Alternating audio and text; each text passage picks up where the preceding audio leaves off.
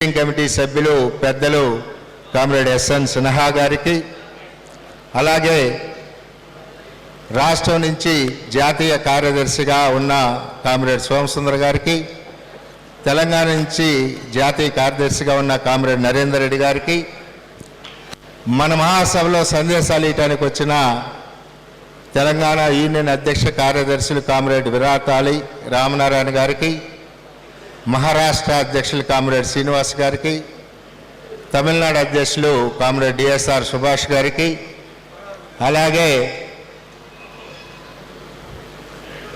మనకి ఈ కార్యక్రమాన్ని స్వాగతోపన్యాసం చేసిన నా మిత్రులు ఆంధ్రప్రదేశ్ వర్కింగ్ జర్నలిస్ట్ యూనియన్ రాష్ట్ర ప్రధాన కార్యదర్శి కామ్రేడ్ చందు జనార్దన్ గారికి, వేదిక మీద మిగిలిన పెద్దలకి మీ అందరికీ స్వాగతం పలుకుతూ ప్రారంభ కార్యక్రమంలో అతిథులు మాట్లాడటానికే మనం ఎక్కువ అవకాశం ఇచ్చి తర్వాత మన సెషన్స్లోకి వెళ్ళిపోదాం.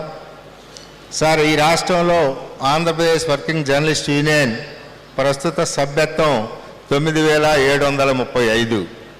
ఈ నెల 30వ తేదీ దాకా ఈ సభ్యత్వ కార్యక్రమం కొనసాగుతుంది.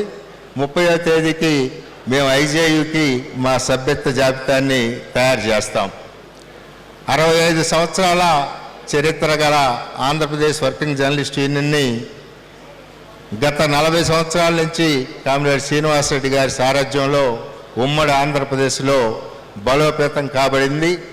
రాష్ట్ర విభజన అనంతరం ఏపీడబ్ల్యూజే ఆంధ్రప్రదేశ్కి రాగా తెలంగాణ జర్నలిస్టులు మన మిత్రులందరూ Telangana state union of working journalist TUWJ ఏర్పాటు చేసుకోవటం జరిగింది.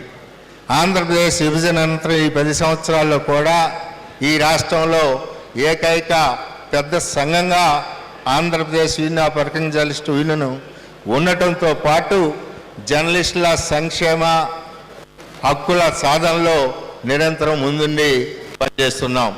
ఎన్ని ఇబ్బందులు వచ్చినా, ఎన్ని సమస్యలు వచ్చినా, కేంద్ర రాష్ట్ర ప్రభుత్వాల్లో ఎవరున్నా మా వంతు బాధ్యతగా జర్నలిస్టుల పక్షాన పనిచేస్తూ అనేక ఇబ్బందులు ఎదురైనా అనేక సమస్యలను సంక్షేమ కార్యక్రమాలని సాధించి పెట్టడంలో ఈ రాష్ట్రంలో ఏపీడబ్ల్యూజే ముందుంది.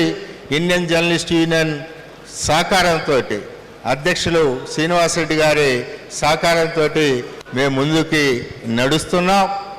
గత రాష్ట్ర విభజన అనంతరం తెలుగుదేశం ప్రభుత్వంలో కొత్తగా అంతకుముందు నుంచే మేము ప్రయత్నిస్తున్న జర్నలిస్టుల హెల్త్ స్కీమ్ని 2016లో అప్పటి ముఖ్యమంత్రి చంద్రబాబు నాయుడు గారు ప్రారంభించారు.